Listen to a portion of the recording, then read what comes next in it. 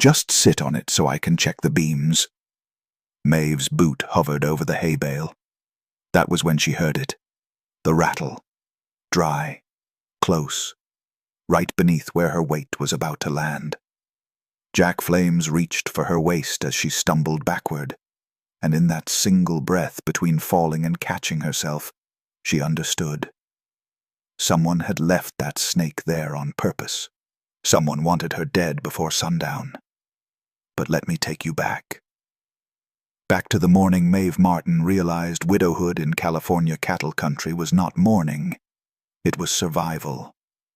She had not cried when they found Thomas face down in the creek near their ranch outside San Luis Obispo. She had not cried at the funeral either, even when the banker whispered in her ear that a woman could not hold land alone. But when she saw the fence posts cut clean through, when she found her water trough poisoned, when she heard boots scraping outside her bedroom window at midnight, that was when the fear came. Not the kind that makes you weep.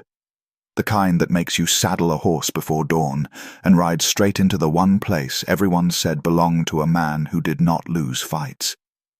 Jack Flames. They said he had tamed more wild land than any rancher in San Luis Obispo County.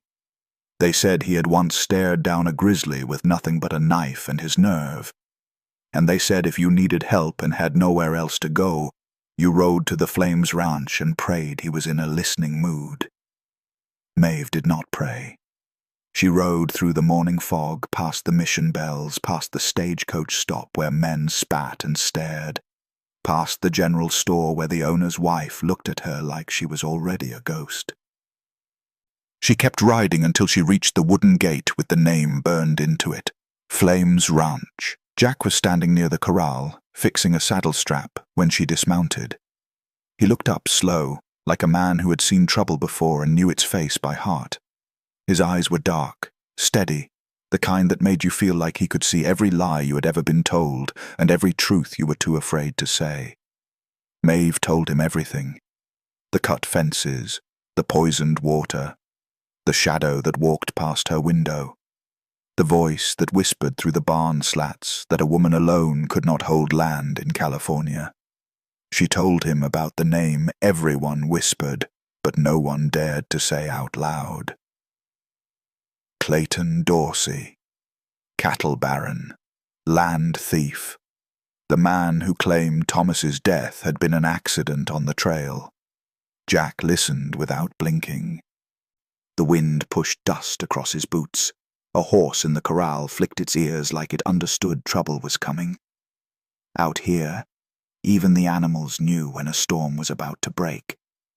When Maeve finally said Clayton's name, Jack's jaw tightened just once, like a man hearing an old bullet shift inside a scar. He knew that name. Everyone did. Maeve stepped closer. Her voice cracked, but she did not look away. She told him she did not come for pity. She came because someone wanted her land, someone wanted her gone, and she needed a man who did not scare easy. Jack wiped his hands on his jeans, looked toward the hills, then looked back at her like he was measuring how much fight she had left.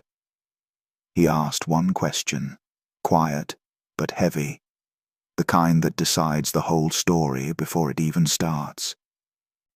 Are you ready for the truth that might come with this? Maeve answered with a question of her own. What if the truth is worse than the man who killed my husband? Jack saddled up without another word. Maybe you have felt that kind of fear before. The kind that makes you ride through the fog to find someone you barely know because staying still feels like dying. If this story is pulling at something inside you, do not scroll past it. Stay. Because what happens next will decide whether Maeve becomes another name forgotten in the California dust, or the woman who stood her ground when everyone expected her to fall. Tell me where you are watching from, and tell me, who would you ride to if trouble came knocking at your door? By the time they reached Maeve's ranch, the afternoon sun was pouring that harsh California gold across the valley. the kind of light that made every shadow look sharper than it should. Maeve kept talking to stop her mind from chasing ghosts. She pointed at the leaning fence, the scattered hay, the broken latch on the barn door. Jack only nodded, crouching low to study footprints she had not noticed before. He did not explain anything. He never did. But when he straightened up, she saw it in his face. Confirmation. Someone had been here. Recently. Jack walked toward the front porch where a big wooden crate sat half open, leaning against the storage chest Maeve had been trying to move that morning. She felt embarrassed just remembering it. She had grunted and pulled at that thing for a good 10 minutes before giving up, her hands blistered, her pride bruised. Jack tapped the side of the crate, testing the frame, then looked at her with the faintest trace of a smirk. "It's too big for you to drag alone." "Too big?" Maeve shot back, crossing her arms. "I have been running this ranch by myself for 3 months. I think I can handle a crate." Jack's smirk did not fade. "Just sit on it so I can check the beams underneath. Need to see if the porch boards are cracked." The way he said it, calm, unbothered, made her roll her eyes, but her pulse still jumped a little. It was unfair how easy it was for a man like Jack to do that, especially one who barely talked but somehow said everything with a look. She stepped toward the crate, lifted her skirt just enough not to trip, and got ready to sit so he could inspect the wood joints beneath it. That was when she heard it. A soft, dry, shaking sound. Like beans rattling in a tin can. It came from right under her boots. Maeve froze. Her breath caught in her throat. She glanced down. A fat rattlesnake slid out from the straw tucked beneath the crate, its tail twitching, its head rising, eyes fixed on the exact spot where she had been about to sit. She gasped and stumbled backward, her heel catching the edge of the porch, and she pitched backward hard. Jack reached for her on instinct, his arm locking around her waist to keep her upright, her hands clutching at his shirt as she pressed into his chest. Only then, with her breath still shaking against him, did he draw his revolver. One clean shot cracked the air. The snake dropped without even a twitch. Maeve stared at the dead thing lying exactly where her legs would have been. If she had sat down 1 heartbeat sooner, this story would have ended on that porch. Her skin crawled, her stomach flipped, and for the first time she wondered if the snake had wandered there on its own, or if someone had put it there. Jack bent down and picked up the body, holding it like evidence. Maeve watched his face shift in a way that made her blood run cold. "Why?" Jack said quietly, turning the snake in his hands. "Does this snake have a rope mark around its tail?" Maeve's heart dropped into her boots. A rope mark. Someone had tied it, carried it, placed it exactly where she was about to sit. This was not an accident. This was not bad luck. This was murder dressed up as nature. And whoever did it knew exactly where she would be that morning. Jack held that dead rattlesnake like it was a piece of a puzzle he had been trying to solve for years. Maeve watched his eyes narrow, calm but sharp, the way an old tracker studies a print in the mud. He turned the body slightly, and there it was again. A thin line pressed deep into the scales near the tail, almost like someone had tied the snake up, carried it in a sack, and dropped it exactly where she was about to sit. Maeve felt the hair on her arms rise. Not from fear this time, but from anger. The kind of anger she thought she had buried with her husband. Someone wanted her gone. Someone wanted her scared enough to run or careless enough to die. And that someone knew exactly where she lived, where she walked, and where she sat in the mornings when she drank her coffee. Jack set the snake down and dusted his hands, slow and steady. He did not raise his voice.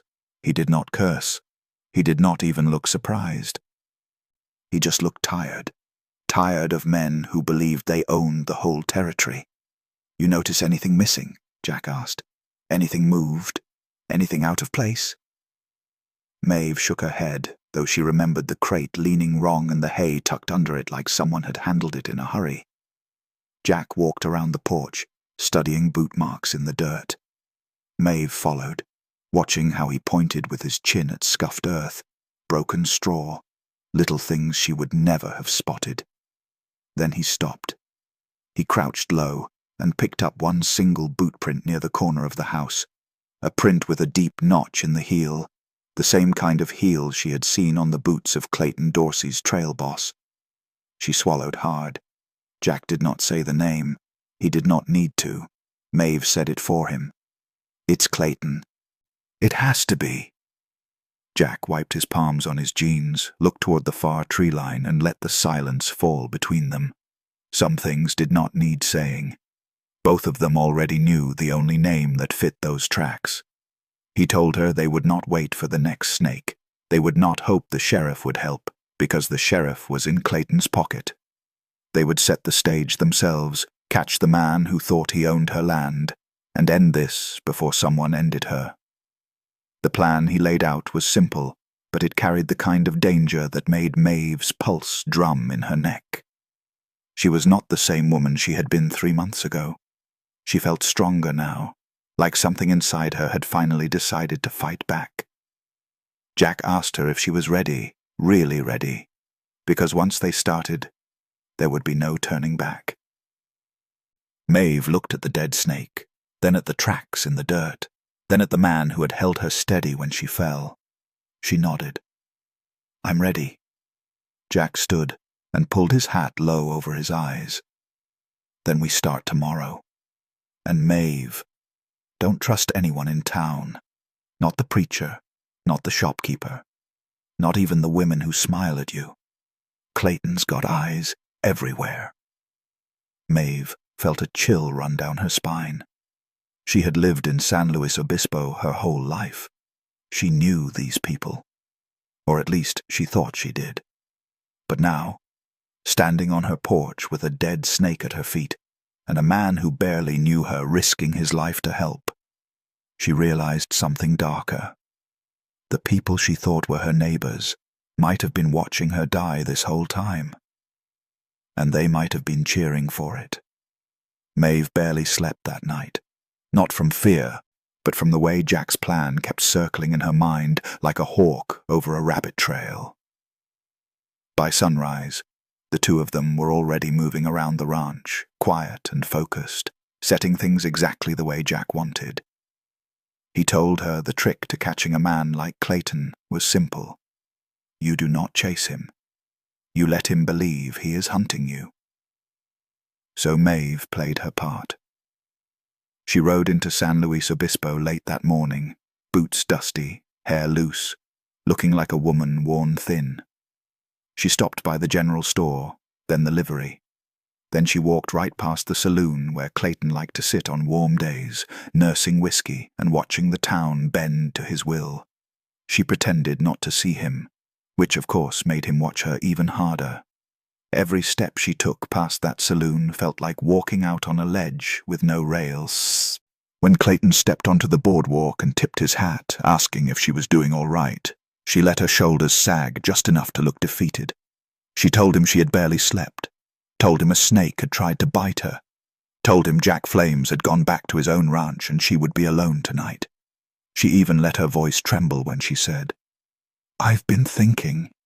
Maybe you were right about selling. A woman can't hold this place alone forever. Then she said the line Jack had coached her to say, the one that would seal the trap. I don't know if I can keep fighting this. Maybe selling the place would be easier. Clayton smiled at her like a cat that had finally gotten the door open on the chicken coop. He wished her a good day and told her he hoped she made the right choice. Maeve nodded politely, turned her horse, and rode home calm as a Sunday hymn. But the moment she reached her ranch, her mask dropped. Jack was already in the barn loft, checking his rifle. 2 of his trusted ranch hands were posted near the windmill, out of sight. Maeve felt safer than she had in months. Evening fell fast. The sky turned purple. The land cooled enough that even the grass seemed to stop breathing. Maeve lit one lamp in the house and left the front door cracked just enough to look careless. She sat at the table with her heart pounding like a drum inside a church hall. When the first hoofbeats came, she knew. 3 horses, moving slow, deliberate. Predators, not visitors. Maeve stood up and gripped the small pistol Jack had given her. She reminded herself she was not bait. She was part of the trap. Whatever happened tonight would decide if she stayed a victim or became the true owner of this land. A shadow stepped into the doorway. A man with a bandana around his neck and a grin that said he had done this before. He told her to pack her things and come quietly. She told him to go to hell. The fight that followed was not graceful. It was desperate and loud and real. Maeve swung a wooden chair into his face. He stumbled. She fired once into the floor, not to hit, but to call the thunder she knew was waiting in the dark. The crack of that gunshot brought Jack out of the shadows like lightning, and just like that, the trap was sprung. But what Jack found outside the house was something even he did not expect. Jack reached the corner of the barn with his rifle raised, ready to finish the job. But the man crouched behind the water trough was not aiming a gun at him. He was shaking, hands up, eyes darting like a trapped animal. He kept whispering that he never wanted to hurt Maeve, that he only came because Clayton forced him. He said Clayton paid extra for the snake. He said Clayton planned to burn the ranch to the ground after taking Maeve away. That was when Maeve realized this was not just about dirt and fences. It was about wiping her name off the map entirely. The man's voice cracked like he had finally reached the end of a long road of fear. Jack lowered his rifle just enough for the man to breathe.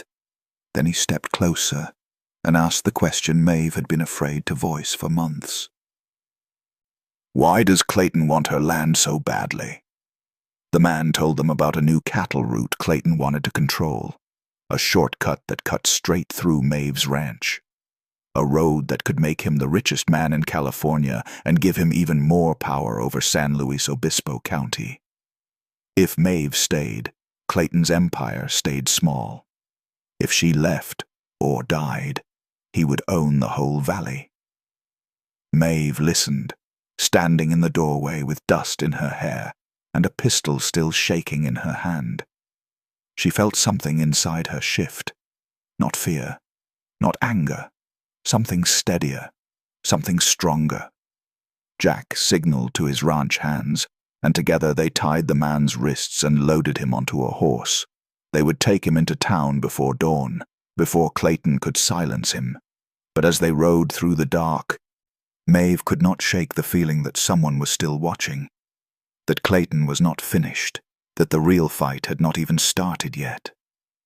When they reached the edge of town, Jack pulled his horse close to hers. His voice was low, almost a whisper. You did good tonight, Maeve. But this isn't over. Clayton's going to come for you harder now. You ready for that? Maeve looked at him, her face lit by the faint glow of the moon. I've been ready since the day they told me I couldn't hold this land. Jack nodded, something like respect flickering in his eyes. Then let's make sure you keep it. Maybe you know what it feels like to be told you are not strong enough, not brave enough, not enough, period. But here is the truth. The people who try to take what is yours are the ones who are afraid of what you will become if you stay. If this story is hitting something deep inside you, do not let it slip away. Subscribe, share it, tell someone who needs to hear it. Because Maeve's fight is not just hers, it is every person who has ever been told to give up, and you deserve to see how this ends. Drop a comment and tell me where you are watching from, and tell me, have you ever had to fight for something that was rightfully yours? San Luis Obispo woke to a confession that spread like wildfire. By the time the sun rose, the man Jack and Maeve had dragged into town had told the sheriff everything.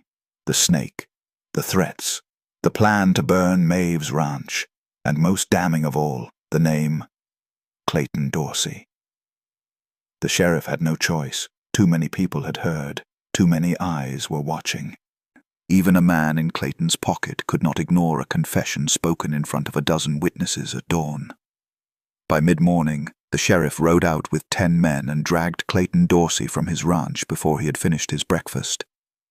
Maeve stood on the street and watched them bring him in, wrists bound, face red with fury. He looked at her once, just once, and she saw it in his eyes. Not regret, not shame, just rage that she had survived. She did not look away. She wanted him to see that she was still standing. When it was over, the town felt different, quieter, lighter even. People tipped their hats at Maeve for the first time, not because she was a widow, but because she had survived something meant to break her. It felt strange, carrying respect on her shoulders instead of pity, but it fit better than she expected. And she had not done it alone. Later that evening, Maeve and Jack sat on the same porch where the rattlesnake had waited for her. The sky over the California hills was the kind of soft gold you only see after a storm clears. Jack told her the land had a way of testing people, the same way life tested people. You don't get to choose the hard days, he said, only the way you stand through them. Maeve smiled at him. She told him she was tired of standing alone. Jack did not say anything. He did not speak for a long moment. Then he reached over and took her hand, turning it palm up, tracing the calluses she had earned these past months with his thumb, slow and careful, before closing her fingers inside his own. And maybe that is the lesson in all this. Sometimes life knocks you down so you can see who will help you back up. Sometimes fear shows you the strength you did not know you had. Maybe you know that feeling yourself. The moment you look back and realize you lived through the thing you thought would finish you. But Maeve's story was not over yet. Because 3 days later, a letter arrived at her door. No name, no signature. Just 6 words written in ink that looked like dried blood. Clayton had a brother. He's coming. Maeve stared at the letter until the words blurred. Her hands did not shake this time. They had stopped shaking the night she fired that pistol into the floor and called Jack out of the shadows. But her heart was pounding like a war drum. She showed the letter to Jack that same afternoon. He read it once, folded it carefully, and set it on the table between them. He did not look surprised. He looked like a man who had been expecting this. You knew, Maeve said. It was not a question.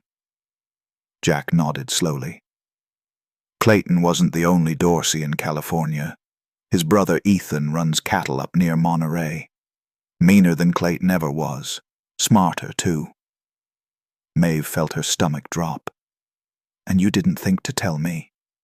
I didn't want to scare you before we dealt with Clayton, Jack said. But now that Clayton's locked up, Ethan's going to come looking, and he's not going to make the same mistakes his brother did. Maeve sat down hard in the chair. She had thought it was over. She had thought she could finally breathe, but the fight was not done. It was only beginning. Jack leaned forward, his voice low and steady. Ethan won't come in the night with a snake. He'll come in broad daylight with lawyers, land deeds, and men who know how to make you disappear without a trace. He'll make it look legal. He'll make it look like you sold the land willingly. And by the time anyone figures out what happened, you'll be gone. Maeve looked at him, her jaw tight. Then what do we do? Jack stood and walked to the window, looking out at the land Maeve had fought so hard to keep. We don't wait for him to come to us. We go to him first. Maeve's breath caught. You want to ride into Monterey? Into his territory? I want to make sure he knows you're not alone, Jack said. And I want to make sure he understands that if he touches you, he'll have to go through me. Maeve stood and walked over to him, standing beside him at the window. The land stretched out before them, golden and wild and hers. She had earned every inch of it. And she was not going to let another Dorsey take it from her. When do we leave? She asked. Jack looked at her, something like pride flickering in his eyes. Tomorrow. At dawn. That night Maeve packed light. A change of clothes, her pistol, the deed to her ranch, folded carefully and tucked into her saddlebag. She barely slept, her mind running through every possible outcome. But when the sun rose and she stepped outside, Jack was already there, saddled and ready. His rifle was strapped to his back, his face set with determination. They rode north together, through valleys and over ridges, through towns where people stared and whispered. Maeve kept her chin up, her back straight. She was not running this time. She was riding toward the storm. By the time they reached the outskirts of Monterey, the sun was beginning to set. Jack pulled his horse to a stop and turned to Maeve. Whatever happens in there, he said, don't let him see you scared. Men like Ethan feed on fear. Maeve nodded. I'm not scared anymore. Jack studied her face for a long moment, then nodded. Good, because we're about to walk into the lion's den. Ethan Dorsey's ranch was bigger than Maeve had imagined, bigger than Clayton's, bigger than anything she had seen in San Luis Obispo. The house sat on a hill like a fortress, surrounded by fences and armed men. Smoke rose from the chimney, lazy and unbothered, like the man inside had no reason to worry about anything. Maeve and Jack rode up slowly, hands visible, weapons holstered. The men at the gate watched them with cold eyes, but did not stop them. Someone must have told Ethan they were coming. Someone always did. They dismounted in front of the house. A man in a black suit stepped out onto the porch, arms crossed. He was taller than Clayton, broader in the shoulders, with a face that looked like it had been carved from stone. His eyes were the same as his brother's, sharp, calculating, and cruel. Maeve Martin, Ethan said, his voice smooth as whiskey. I've heard a lot about you. Maeve did not flinch. Then you know I'm not leaving my land. Ethan smiled. It did not reach his eyes. I admire your spirit. Really I do. But you see, my brother made a mistake. He tried to scare you. I don't make the same mistakes. Then what are you going to do? Maeve asked, her voice steady. Ethan descended the porch steps slowly, his boots thudding against the wood. He stopped a few feet away from her, close enough that she could see the scar running along his jaw. I'm going to buy your land, he said. Fair and square. I'll pay you triple what it's worth. You can move anywhere you want. Start a new life.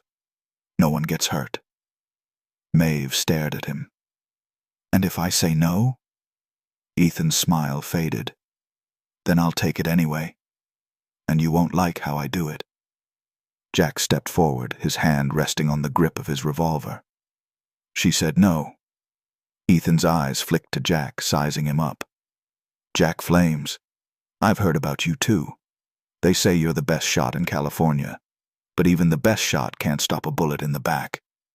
Jack did not move. Try me. The tension in the air was thick enough to choke on. Maeve felt her heart hammering in her chest. This was it. The moment everything could fall apart. But then Ethan did something she did not expect. He laughed, a low, cold laugh that sent chills down her spine. I like you, Maeve, he said. You've got fire. But fire burns out, and when it does, I'll still be here. Think about my offer. You've got 3 days. He turned and walked back into the house, leaving Maeve and Jack standing in the dirt. They rode away in silence, the weight of Ethan's words pressing down on them like a stone. When they were far enough from the ranch, Maeve finally spoke. "He's not going to let this go." "No," Jack said. "He's not." "Then what do we do?" Jack looked at her, his face grim. "We prepare for war." 3 days passed like a slow-burning fuse. Maeve spent every waking hour preparing. She reinforced the fences. She stocked the barn with supplies. She cleaned her rifle and practiced her aim until her hands stopped shaking and her shots hit true. Jack brought 4 of his best men to the ranch.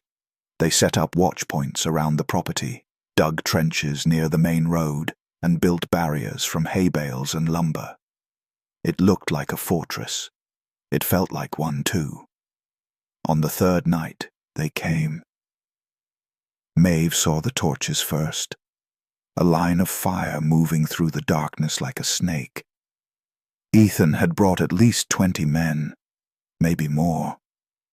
They rode slowly, deliberately, making sure she saw them coming. Jack stood beside her on the porch, his rifle in his hands. "This is it." Maeve nodded. Her pistol was tucked into her belt, her hands steady, her heart pounding. "I'm ready." The men stopped at the edge of the property. Ethan rode forward alone, stopping just outside the gate. He looked up at Maeve, his face lit by the torchlight. "Last chance, Maeve," he called out. "Sell me the land and walk away, or stay and die on it. Your choice." Maeve stepped forward, her voice ringing out clear and strong. "This is my land, my husband's land, and I'm not leaving." Ethan's face darkened. "Then you've made your choice." He raised his hand and the men behind him surged forward. The battle that followed was chaos. Gunshots cracked through the night. Men shouted. Horses screamed. Maeve fired until her hands were numb, reloading and firing again, her eyes sharp, her aim true. Jack fought beside her, his rifle never missing, his movements sharp and precise. Together they held the line. But Ethan was relentless. He kept pushing, kept sending men forward, wave after wave. Maeve's arms ached. Her lungs burned. She did not know how much longer they could hold. And then, just when she thought they would be overrun, she heard it.